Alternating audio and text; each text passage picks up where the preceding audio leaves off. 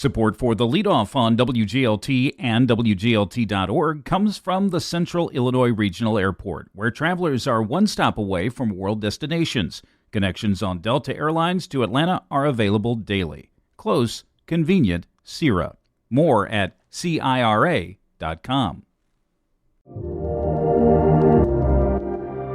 The governor signed over 250 bills into law in one day. It's one of the things you need to know to start your day for Tuesday, August 19th. I'm Ryan Denham, and this is WGLT's The Leadoff.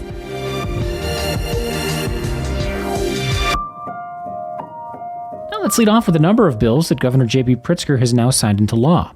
Here's WGLT's Eric Stock. In his latest bill signing, the governor put his name to 266 bills that are set to become law.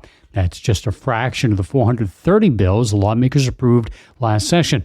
One measure bans so-called forever chemicals, or PFAS, in the manufacturing of children's products, cosmetics, sleepwear, and some hygiene products.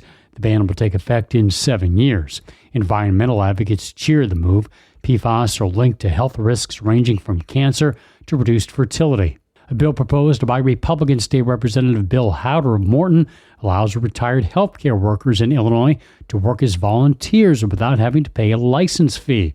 The new law aims to reduce the shortage of healthcare workers, and the required age to take an annual driver's test in Illinois has been officially raised from 75 to 79. Governor Pritzker also vetoed two bills, according to Capital News Illinois. It's a somewhat rare move from a governor of the same party as the legislature's supermajorities. One veto highlighted a policy disagreement between Pritzker and State Treasurer Mike Frerichs. The bill would have allowed the Treasurer's office to create an investment pool for Illinois nonprofits. The governor said the measure has harmful, unintended consequences. For the leadoff, I'm Eric Stock. Here's some other stories we're following in the WGLT newsroom.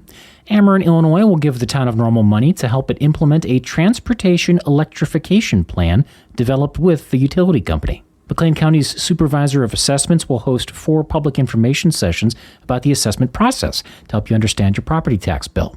Sessions are scheduled throughout August and September in McLean, Leroy, Lexington, and Normal. And authorities say a 54-year-old man has died from his self-inflicted gunshot wound during a domestic situation in Woodford County that left the man's girlfriend seriously injured. You can find more on these stories at WGLT.org. 4 times a year, WGLT airs a special statewide radio show called PrisonCast that serves people in Illinois prisons and jails. That show receives hundreds of messages from incarcerated people, many saying they're working to better themselves while they do time. But there are barriers to that, some of which are only skin deep.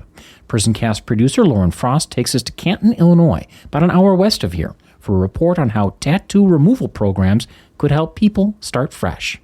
Like lots of stories I report on, this one starts with a letter I got from inside prison.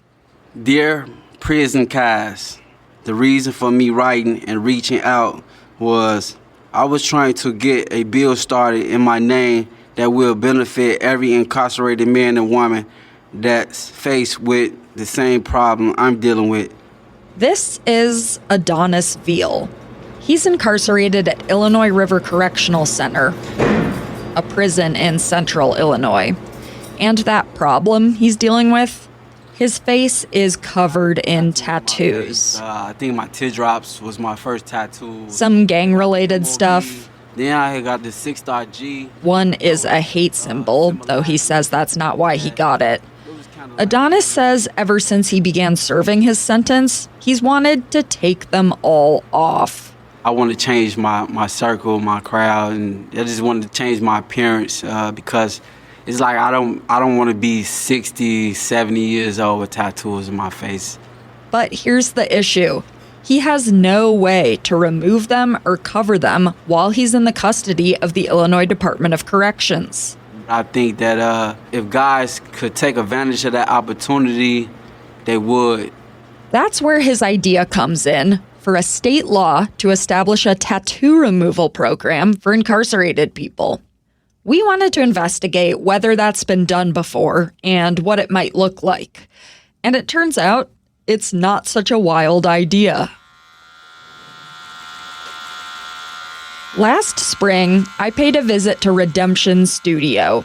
It's a state-licensed tattoo parlor, and it's inside the DuPage County Jail in Wheaton, Illinois. This is a fully functional tattoo studio. We got everything we need here. This is Nick Perry, an artist with Empire Tattoos. When I visit, he's working with a client named Matthew, who's been getting some gang tattoos removed and covered. At first, it's kind of difficult because you've had them for a long time, and they become a part of you. But Matthew says his mind changed as he got older. He's got 3 grandkids now. And if you take a realistic look at your life, the decision doesn't only affect me. It affects my family.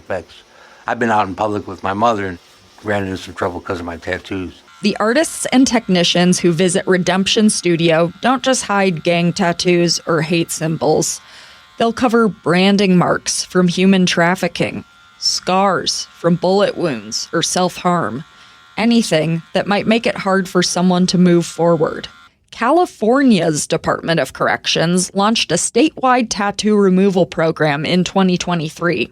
Associate Warden Melanie Bruns says they work with a contractor who drives mobile studios to all the different state prisons there. I would highly encourage other Department of Corrections to consider this. The feedback that we've gotten from our population has been nothing but positive. I mean, we have wait lists at almost all of our institutions. The Illinois Department of Corrections denied our request for an interview about whether it's considered a tattoo removal program here, and did not respond to written questions by our deadline. Back at Illinois River Prison, Adonis hopes legislators will consider his pitch for what he's calling the Adonis L. Veal Tattoo Removal Act. In the meantime, he's finding other ways to reinvent himself, despite the dehumanizing conditions of a state prison. I'm like 60% better than what I was coming in. I think the other 40% to be when I hit the gate and practice everything that I learned behind these prison walls. Adonis says he's educating himself, working, reading, and trying to make the most of his time. I'm Lauren Frost. Before we let you go, the Heartland Community College Board meets tonight at 6 in the Community Commons building, preceded by a workshop discussion focused on strategic enrollment management. And that's it for today. I'm Ryan Denham, and the show is produced by Cheyenne Brown. You can subscribe to The Leadoff on the NPR app or wherever you listen.